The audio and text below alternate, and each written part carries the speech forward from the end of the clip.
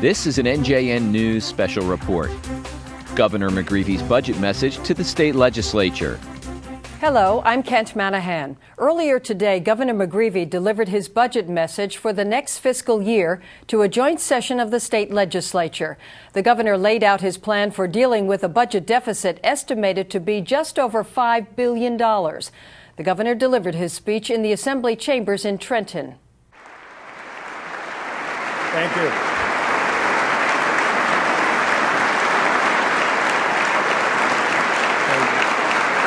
Thank you. Thank you.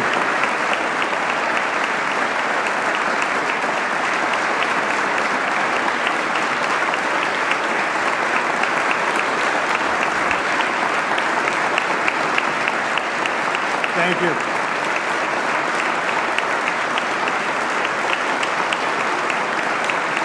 Thank you very much. Thank you.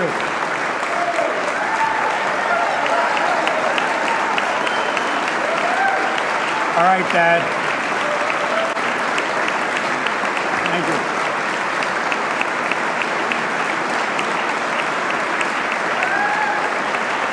you. You're cutting into my time.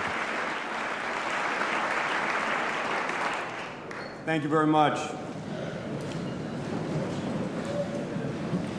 Reverend clergy, Mr. Speaker, Senate presidents, members of the state legislature, cabinet officials, the Girl Scout Troop 96 who marched with me in the Nutley St. Patrick's Day Parade. Can they stand up? Come on, girls.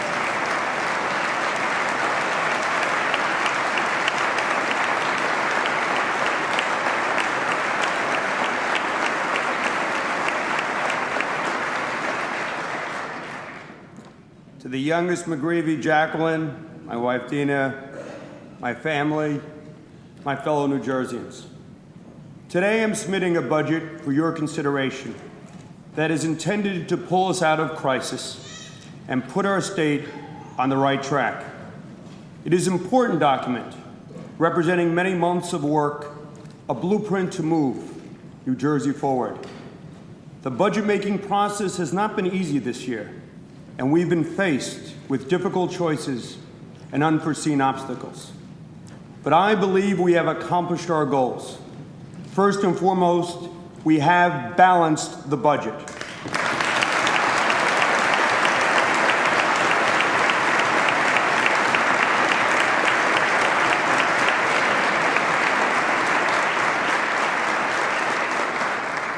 Not only because our state constitution requires it, but because it is fundamentally the right thing to do. Like any family, New Jersey must live within its means. Second, we have identified those programs that must be priorities, even in tough times. And third, despite the enormous pressure of a massive multi-billion-dollar shortfall, we have not balanced this budget on the backs of the hardworking families of this state.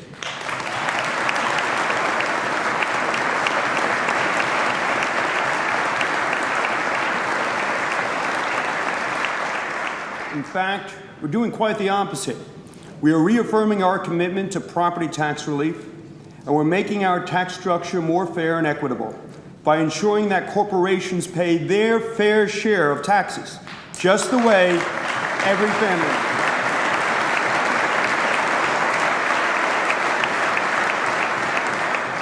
Just the way every family in New Jersey must. Ladies and gentlemen, I believe this budget is an enormous achievement. Just consider what we're doing here today.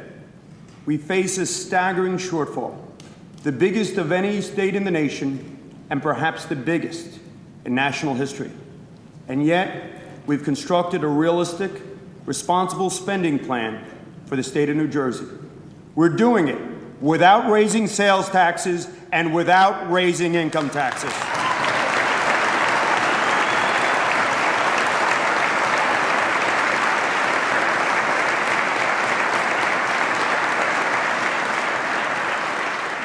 We're doing it without reducing our state aid to local governments and school districts, and we're doing it by keeping faith with our most basic priorities and the fundamental values that brought us here in the first place. A few weeks ago, I came before this legislature and asked you to make the tough choices to close a $3 billion shortfall and put this year's budget back into balance. It was a difficult task, but together, all of us, we got it done.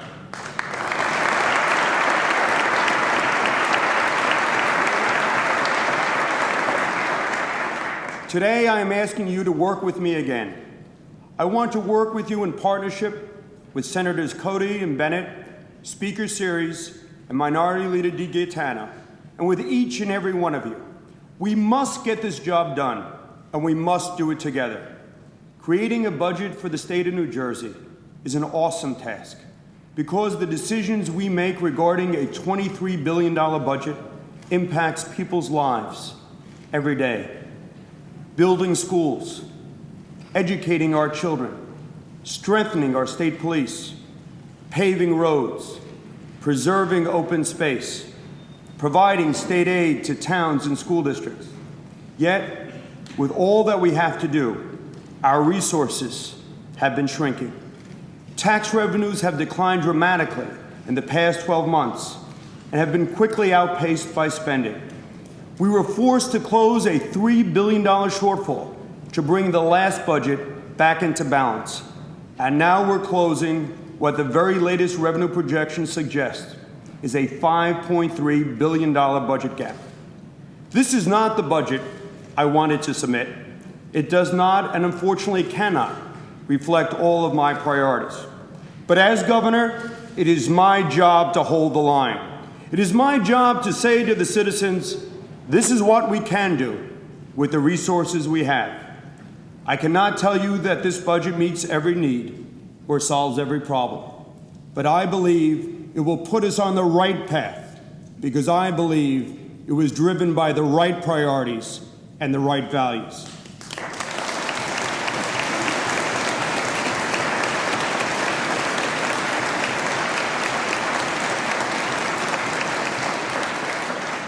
Because even in hard times, a budget has to be a blueprint for the future.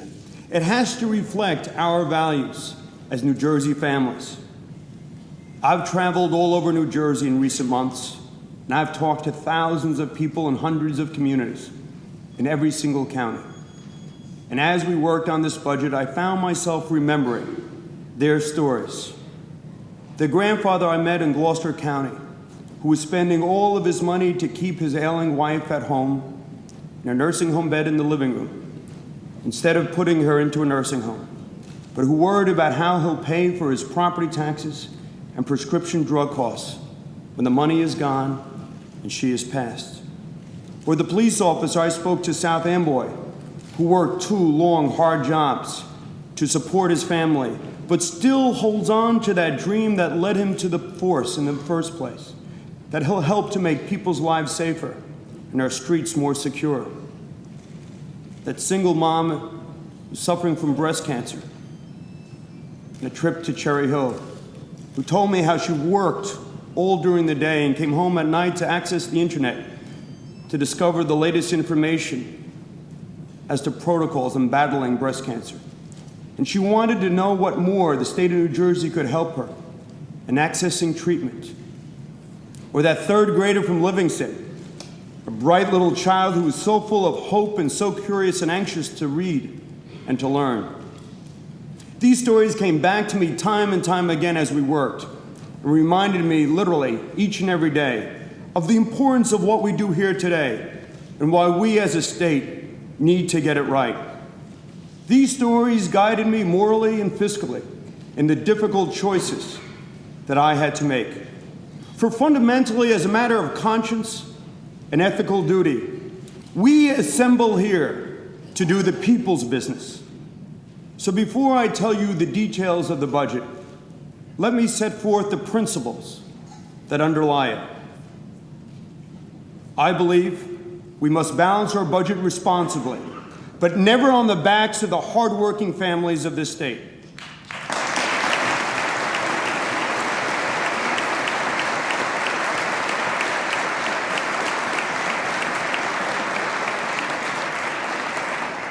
I believe we must tighten our belts, but not needlessly harden our hearts. I believe we must make government work smarter, better, and more efficiently. And I believe we must ensure that our citizens and families are safe in their homes, in our neighborhoods and streets. I believe we must build the best educational system in the nation, because when our schools work, we're ensuring the long-term success of our children and ultimately our future as a state and an economy. In constructing this budget, we stayed focused as to where we want to end up, not merely when the next fiscal year comes about, but literally in the years and decades ahead. A vision of better schools, safer streets, more open space, and the strongest, most capable workforce in the nation. As my favorite president, Abraham Lincoln, told Congress in 1861, and I quote, "The struggle of today is not altogether for today. It is for a vast future also." So keeping that vast future in mind, here are some of the details of the budget I am submitting today. First, this budget will ensure that New Jersey lives within our means.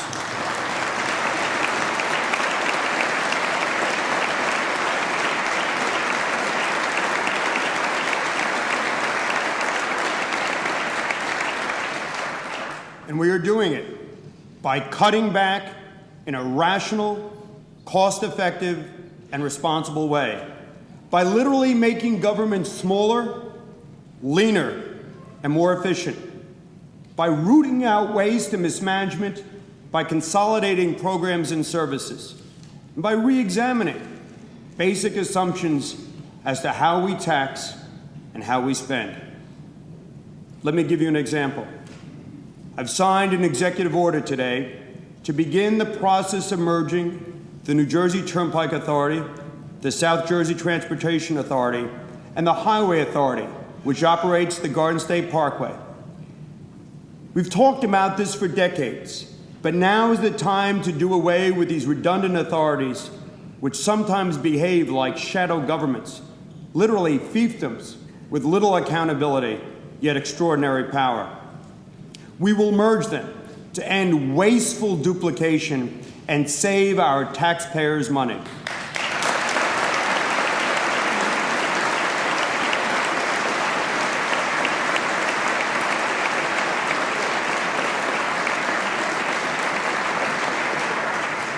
Here's another thing we're going to do to change government and cut costs. We're reducing the operating subsidy of the Sports and Exposition Authority by more than half as a first step towards getting our state government out of the sports business.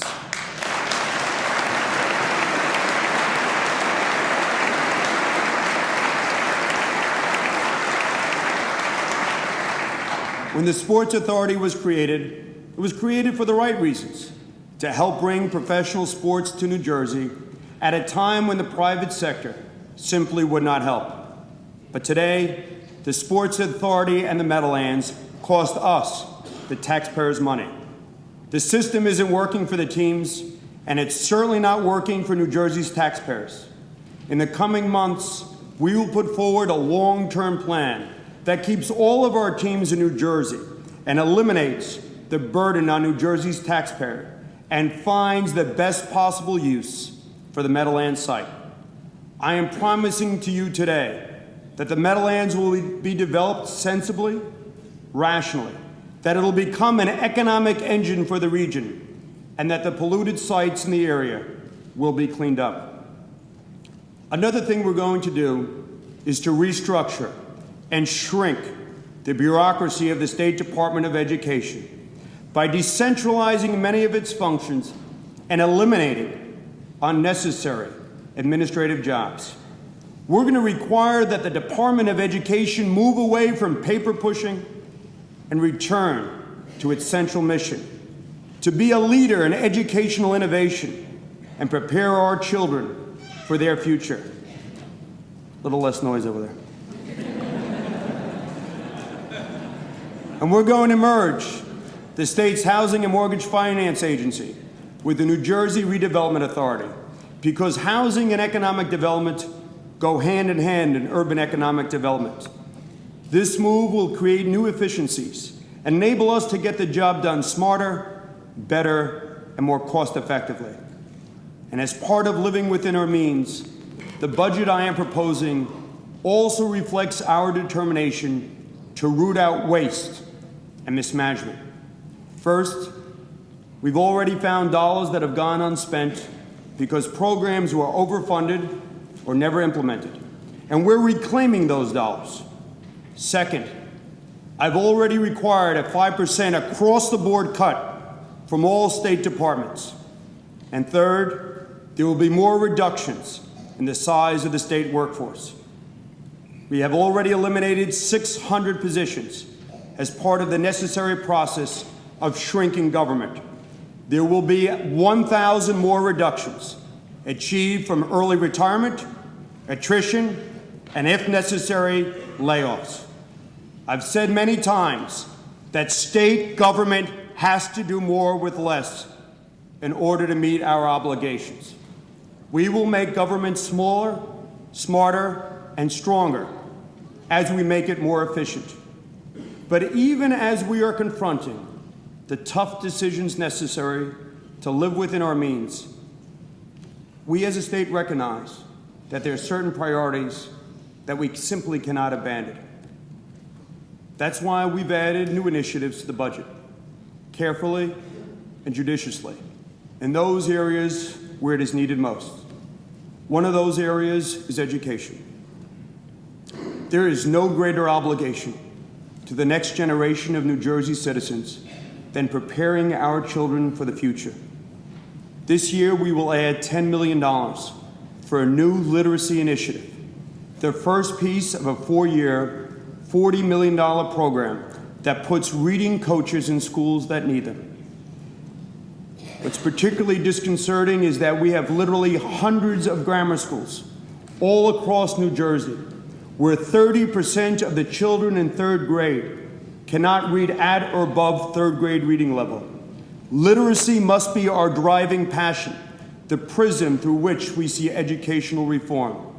Because fundamentally, we need to ensure that our children can read to ensure the success of our society and educational system. There, simply put, is nothing more important.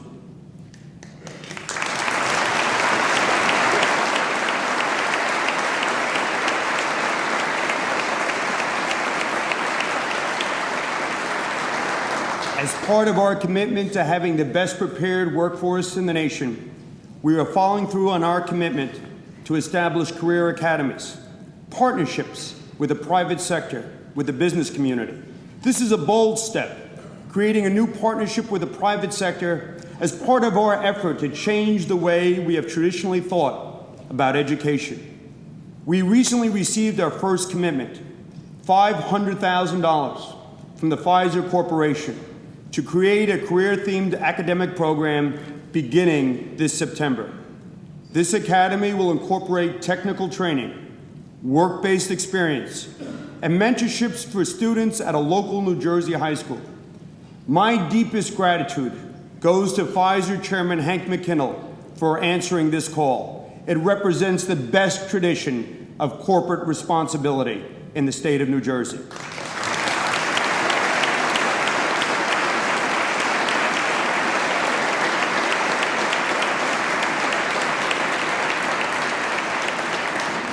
This budget also authorizes $10 million to restore the Office of Public Advocate, which had been dismantled under the previous administration. The Public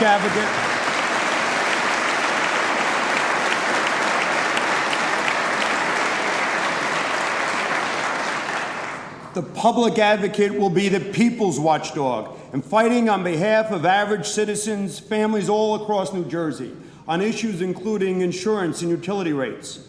And we will have special advocates fighting on behalf of our children and our seniors to protect their rights. And we will also invest in security. In the wake of September 11th, there are certain steps that we must take to protect against future attacks.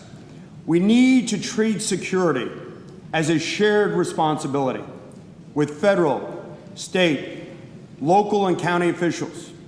We are allocating $66 million in state spending for Homeland Security.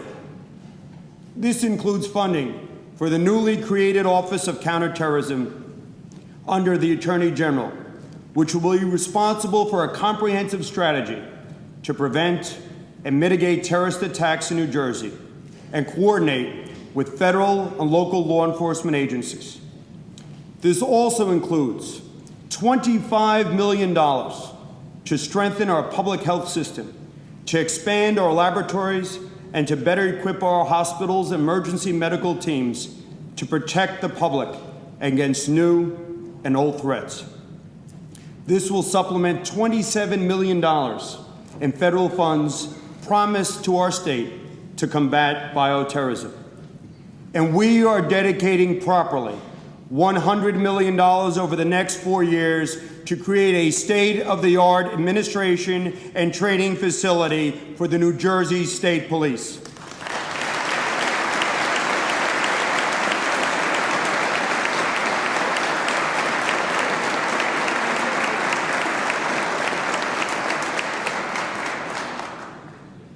Another vital issue is cancer research. I want to recognize now Linda Gillick, who's here today to publicly thank her for her tireless work on children's cancer clusters in Toms River and around the state. Linda?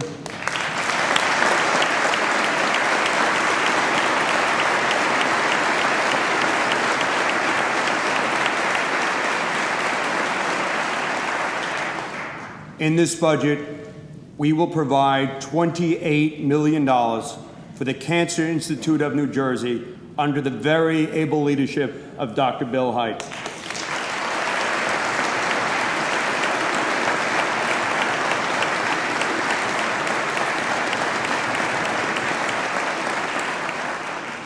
This will help to make the Institute one of the premier cancer research facilities in the nation.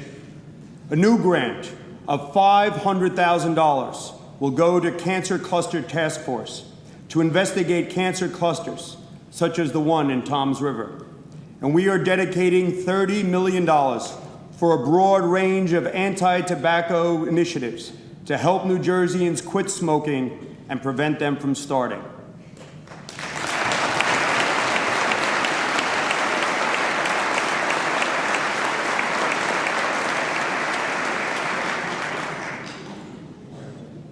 We faced a lot of choices as we put this budget together, a lot of very difficult choices. At every step along the way, we went back to our most fundamental principles. Namely, we put taxpayers first. Faced with an enormous $5.3 billion shortfall, the old way would have been to raise the sales tax or to raise the income tax.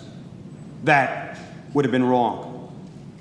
Or we could have cut the billions of dollars in state aid to provide to local school districts and towns and cities, thereby forcing local government to drive up property taxes on already overburdened taxpayers.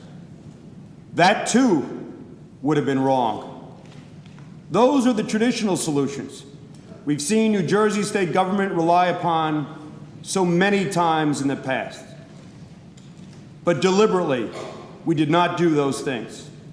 Instead, we painstakingly reduced the size of New Jersey state government. We shrank agencies. We cut programs. Let's be clear. We are maintaining our commitment to the hard-working middle-class families of our state. I will not raise our income taxes. I will not raise our sales taxes.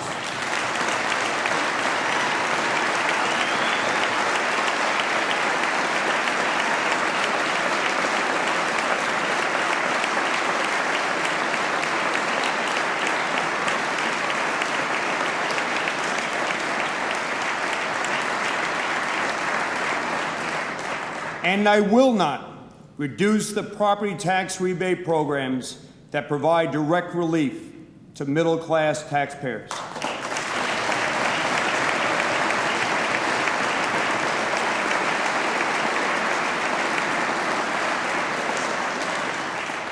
Here's instead what we are doing. First, we are maintaining state aid to school districts and local governments at the same level as last year. This is the single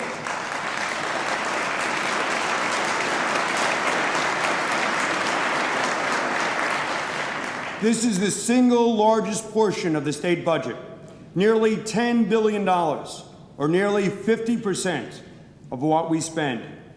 By refusing to cut this aid even by 1 cent, and by maintaining our support for a $12 billion school construction bond program, we are reaffirming this state's commitment toward improving our schools and communities and providing for property tax relief to the hardworking taxpayers of this state.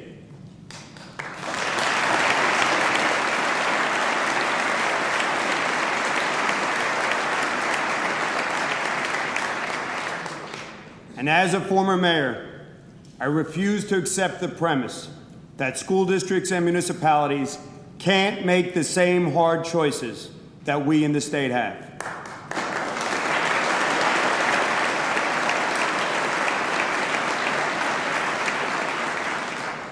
Just as the state is required to do more with less, so must local governments and school districts. Despite the size of the state deficit, we have also protected the New Jersey Saver Rebate Program as a direct offset to rising property taxes. Rebate checks will remain at last year's levels, an average of $500 in direct property tax relief for each tax-paying family in the state. The increase will necessarily be deferred because we simply do not have the money. And I refuse to spend money that we do not have.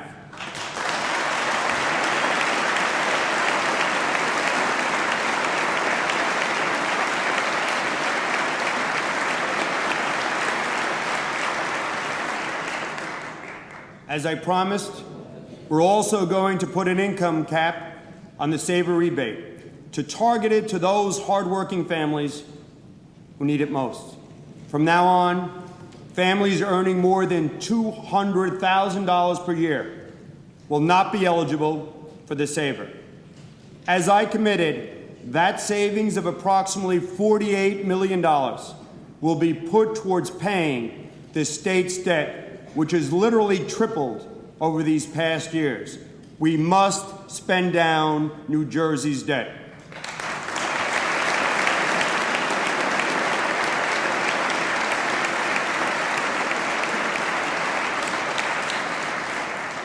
We will follow through with the promised increases in the homestead rebate program for our seniors, because seniors are the hardest hit by New Jersey's exorbitant property taxes. Homestead rebate checks for seniors will increase this year to as much as $775. And the senior property tax freeze, under which seniors receive a rebate for the portion of their property tax bill that exceeds what they paid in the previous year, will be expanded under this budget.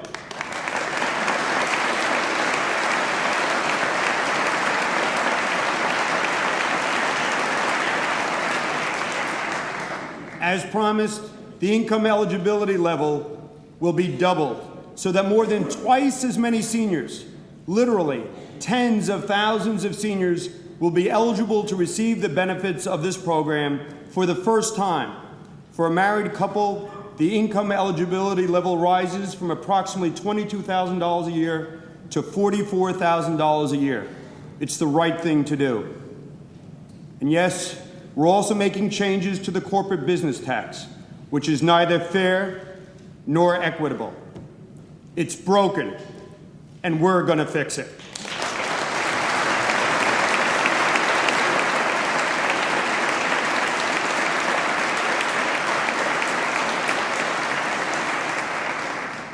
The changes I am proposing today are designed to ensure that corporations pay their fair share, just as every New Jersey family must do. The corporate business tax once accounted for 15% of all state revenues collected, but today it's less than 5%, which means that the rest of us, the hardworking families of the state, are footing the bill. If we don't fix this tax now, the amount we collect from corporations now will only be as much as we collected from corporations literally 20 years ago. Why are corporate tax revenues so low today? Because some companies are using loopholes, counting gimmicks, to make their profits look smaller. They're shifting money away from the New Jersey books into out-of-state companies, or they're changing the structure of their companies on paper from one legal designation to another, all to avoid paying their fair share of taxes. Consider this. Of the 50 companies with the largest payrolls in the state of New Jersey, 30 of them only pay the minimal corporate tax of $200 per year. $200 per year. That's less tax than would have been paid by a single-parent mother with a child earning $25,000 a year. That's simply not acceptable.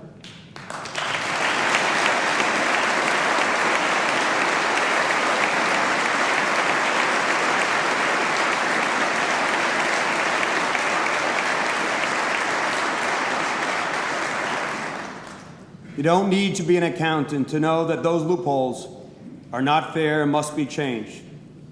Our citizens demand equity, and we're going to make sure that all companies are paying their fair share just as every citizen must. We're going to restore the integrity of the corporate income tax by eliminating the loopholes and the gimmicks that have allowed companies to shirk their responsibilities. Last year's budget anticipated $1.8 billion in revenues from the corporate business tax, and we didn't get there. We didn't even come close. This year, we're going to restructure the tax to provide for greater equity and fairness to achieve the $1.8 billion in revenues that the legislature intended literally a year ago.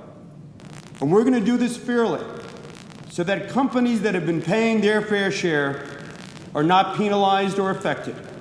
And we're going to take steps to protect small businesses, hardworking mom and pops, so that they're not adversely affected by the changes. This budget also proposes securitizing a portion of the state's expected future payments under the National Tobacco Settlement. This will raise slightly more than $1 billion.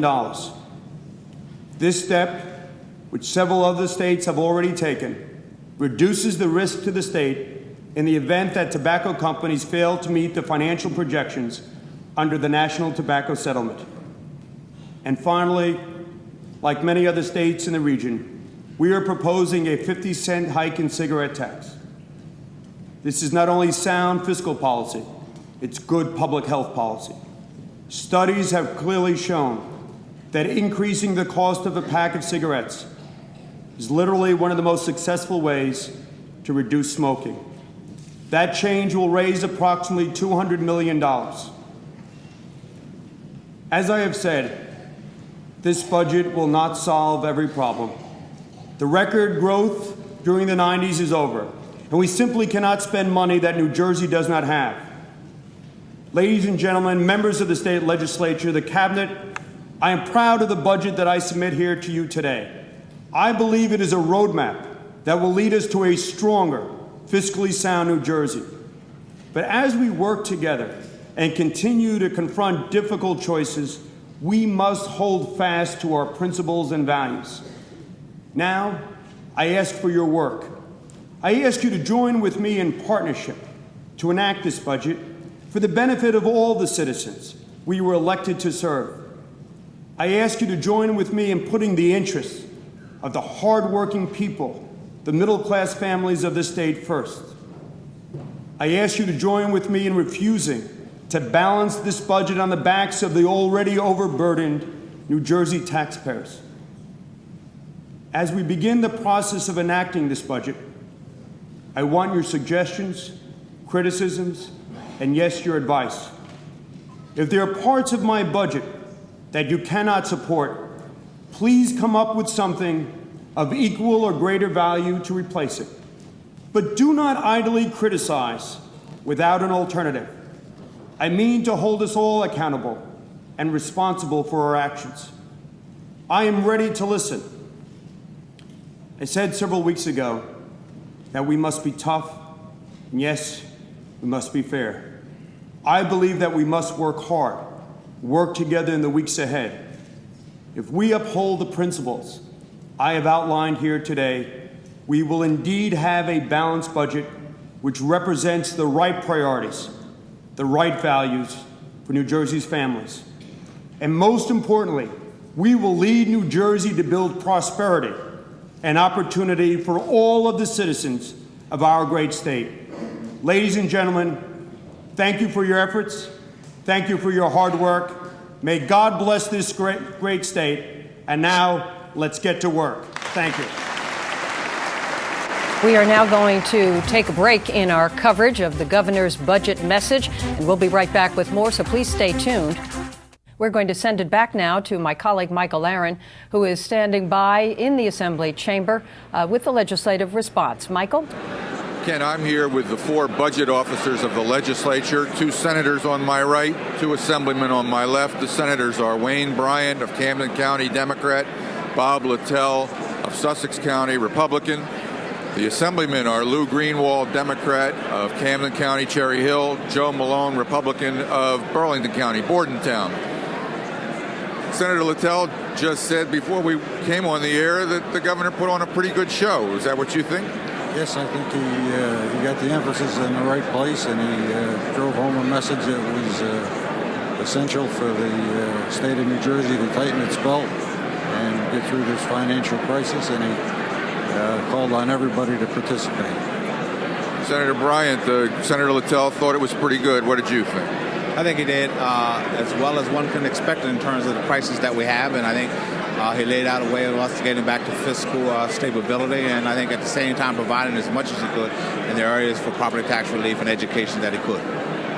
The senators are giving fairly positive feedback or reaction to this budget address and the budget itself. I assume you do too as a Democrat. Well, I actually thought it was very fair-minded. It recognizes the fiscal crisis that looms, spreads the pain around, and recognizes the most neediest, our seniors, young families, hardworking people in the state of New Jersey.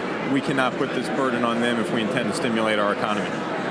Assemblyman Malone, Assemblyman Greenwald calls it fair-minded and balanced. Your reaction? I do have some concerns relative to the business taxes. It looks as though if you look at the details, we're probably somewhere in the neighborhood of $1 billion additional business taxes. The use of the tobacco funds, I do have some concerns about that. But generally, overall, I was pleased to see that the rhetoric was toned down considerably, and it's obvious that the governor wants to sit down and go through a deliberative budget process for us to be able to seriously look at the needs of the state. I'm pleased with that. Assemblyman Malone says he's concerned about the business tax hikes. Let's get your concerns specifically. I'm not sure what the impact will be due to the fact that we're just coming out of a recession. The increased business taxes may put a pall over top of the increased business. I don't want to see businesses lay off people or raise prices to the consumer. It can be construed as sort of a left-handed way of having a sales tax increase if we increase prices and increase business taxes. So I do have some reservations, but I'll wait until we see the details of how this thing is going to work through. Your thought on that? Well, there's not a single penny more in this budget than that which was appropriated in 2002. The difference is we have to collect the revenues. 30 of the top 50 largest companies in New Jersey with the highest number of employees paid the minimum $200. We're approaching April 15th. Hardworking New Jerseyans around the state are going to pay their income taxes. Those who don't, we've offered tax amnesty to. Largest corporations in the state haven't paid. There's something unfair in that. This will not have a single increase, though, on 50% of those business owners in the state who have moved forward, paid their taxes, and will not affect them in the least. Senator Littell, Governor McGreevey made this point. We've been seeing it in the press for the past couple of weeks. Assemblyman Greenwald makes it again, that 30 of the 50 top largest corporations in the state of New Jersey are paying just $200 in state tax. Is that news to you? That's news to me. It may be true, but we don't have access, nor does anybody else, as far as I know, to the records that are involved with the corporate taxes paid in the state of New Jersey. If it's true, does it justify closing loopholes? We certainly work with the business community to make sure everybody's on the same level and nobody has an advantage, and that each and every business pays its fair share of taxes. Senator Bryant, do you think that the business community will accept the closing of these loopholes, an additional $600–700 million worth of tax revenue? It's only what we have in this year's budget. And I think what they really discovered was the end run of our corporate business tax, that they found all kind of loopholes not to be paying their fair share. And therefore, folks are not going to tolerate an end run here in New Jersey. It's also for those companies who are out of state that are incorporated, that are selling to our good customers, that ought to also be taxed. And I think that's what it's talking about. And the whole notion is to keep those who have been paying their taxes right, make sure that nothing happens to them. Those who have not, we're going to make sure that these kind of loopholes that we've seen corporations do are eradicated in New Jersey. What about the cigarette tax? You come from Camden. There are a lot of poor people in Camden, and a lot of them probably buy cigarettes. Is this a tax on them? One of the things I'm going to look at in the cigarette tax, and I have not made a final decision, how it affects South Jersey in terms of our businesses. South Jersey is much different than what the taxes are in New York. And we can't afford to have maybe the same tax that they have in the northern part, both because we have to compete with Pennsylvania and Delaware. Cigarette tax okay with you? No, it's just one of the items that's on the table. I told the governor and his treasurer and his chief of staff at our briefing with Assemblyman Malone yesterday that everything's still on the table. We're going to check it out line by line, and when we get to the end, we'll tell you what our conclusions are, but it's too early to say now. Both budget officers on the Democratic side are from Camden County. Senator Bryant just said that he's not sure that a cigarette tax hike plays well in South Jersey because cigarettes apparently are cheap in Pennsylvania. What's your take on raising the cigarette tax by 50 cents per pack? You know, I don't think there's a single budget that a governor's introduced that has been approved in its original form. We're going to have to analyze the budget as a whole. Cigarette tax. You have a problem with that? I don't have a problem with it if it's going to provide results. If money's going to be generated for healthcare issues, and it's going to hopefully have the effect of having people stop smoking, which create a drain on some of our healthcare needs in the state. But you know, there are other issues that are pertinent to South Jersey as well. Some that was discussed on people paying taxes over in Pennsylvania and other states, workers going over to Pennsylvania, workers coming into New Jersey. We want to analyze this as a whole and make sure that as representatives on this committee for the state, we also have keen insights into our regions of the state, and we're going to analyze this budget now and see its impact on those regions. Assemblyman Malone, you on the cigarette tax hike? I guess I look at the cigarette tax a little differently. I mean, we have a situation here where everybody wants everyone to stop smoking, but we just pray that they keep smoking so we can raise $40 million in income tobacco tax. I just find that it just says a double message to people, and I am concerned about that. Let me ask you, you said you had possible problems with the closing of business tax loopholes. The governor has challenged Republicans to replace any dollars that they want to remove from his budget with other dollars. Do you have something else that you would cut or something else that you would tax? I'm not sure I have anything else specific. I try to look at every item of the budget. But we are setting the groundwork in this budget for the Newark Arena situation. We are doing some other things that in this budget that are not part of the show today that I think we really have to look at. How is this budget setting the groundwork for the Newark Arena, which the governor said that the state should not subsidize sports teams in his message today? Let me put it this way. If you're going to do away with the Meadowlands, it's obvious that they're going to go someplace else, and they're going to work work to do something. The last time we heard this proposal was supposed to be revenue neutral. I think as this thing plays through, the Newark Arena bill and things for South Jersey will start to come to the surface before the end of this year and have a significant financial impact on the state of New Jersey. I want to get all of your take on borrowing. The governor ran for office criticizing the amount of borrowing under Republican administrations. He indirectly did so again today, talked about the tripling of the state debt. But he is proposing that we close this very large shortfall with $1.1 billion of new borrowing against future tobacco settlement proceeds. Senator Bryant, can you get behind that? Well, he's talking about securitization. I don't want to get too technical, but securitization is not borrowing. That is actually selling your rights as opposed to actual borrowing. But I don't want to get into the nuances of it. He got a hand dealt to him that is very, very much in the red. He's now trying to bring it out so that we don't have to do these one-timers. And so I think at this juncture, it is appropriate to do what he is actually recommending. Senator Bryant says securitization is not technically borrowing. Is it borrowing to you? It's a different kind of borrowing. What they're going to do is discount the price of the bonds. Instead of $1, it might be 75 or 80 cents, and get rid of all of the risk. The bond buyer will then own the risk. If the tobacco companies all close their door tomorrow, he'd be the one that was... So is it a sound fiscal move for the state? I think it is. I think they need to spend the money over a 2 or 3 year period rather than all in 1 year, because if it's $1 billion and you use it all up in the first year, the second year you got $1 billion hole. I heard you last night on the news call it the largest one-shot in state history, right? Yeah, I think that's exactly right. Assemblyman Greenwald, Senator Littell makes the point that all of the proceeds from this tobacco settlement will be used in the next budget year, and a year from now it won't be there. Is that a concern, do you think? Well, this $1.1 billion is not all of the funds that are available to us from the Tobacco Settlement Fund. So it is something that I think the administration has been wise to hold off, which is one of the reasons why it's also not debt. We're securing those assets. Democrats have also been chastised for years for not thinking like business. This is a very business approach. Business does this all the time. We have an asset, we're selling it, we're maximizing our dollar, and we're using it on a return. It's also consistent with our message. We criticized the last administration on the pension bond sale because we suggested that they were working aggressively within the stock market. First 3 years of that program, it worked well. We had double-digit returns. Last 2 years, it's been abysmal.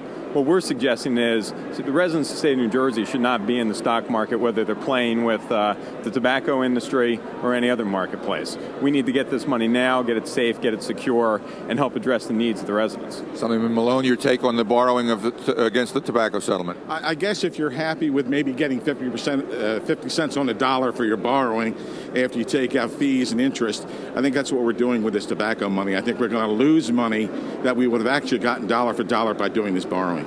Well, it's important to note, though, that those dollars are at risk. The tobacco companies are challenging those lawsuits in the court. Their companies are fluctuating on the marketplace, and it continues to keep us in a realm where the taxpayers and the residents of the state should not be. So a bird in the hand is what you're saying. I suppose you should also understand that that's just a proposal. We in the legislature might decide that we ought to maximize the amount of money, and we might want to do it by debt, where it maximizes the dollars that you get. Perhaps the other sticking point in this budget is the holding of school aid and municipal aid flat.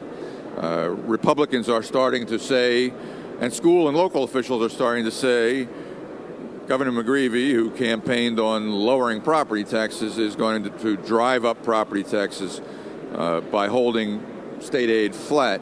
Now, he said today that municipalities and school districts ought to be able to do what he says he's doing at the state level, which is tightening the belt, although the budget is 1.5% higher than the current budget. Where do you fall on this argument? Is McGreevey right to hold state aid flat? Should he be increasing state aid in the current circumstance? I've told the governor and his treasurer and chief of staff that the Republicans are interested in an education program to boost aid to the school districts in the state of New Jersey. Where should the money come from, Senator? Well, we haven't decided that yet. We're going to put forth a proposal sometime in the very near future, and we hope to be successful and have the support of both parties. Republicans in the legislature, both houses, are talking, as Senator Littell just spoke, about trying to dedicate more money to school aid. The governor wants to hold it flat. What's your take? It's a great proposition. Everybody would like to give more money. That's what got us into trouble before. We gave away everything, and then we didn't have enough money to pay for it. What I'm saying is that we can only spend what we have. We don't have it, we can't spend it. Also, I think he's right that we have to ask our other governments to hold down their own spending. These are very, very difficult times. They can't willy-nilly spend everything that they want to spend during these tough times. Everybody has to tighten their belt, and everybody's going to suffer in some ways, because of the tight fiscal times.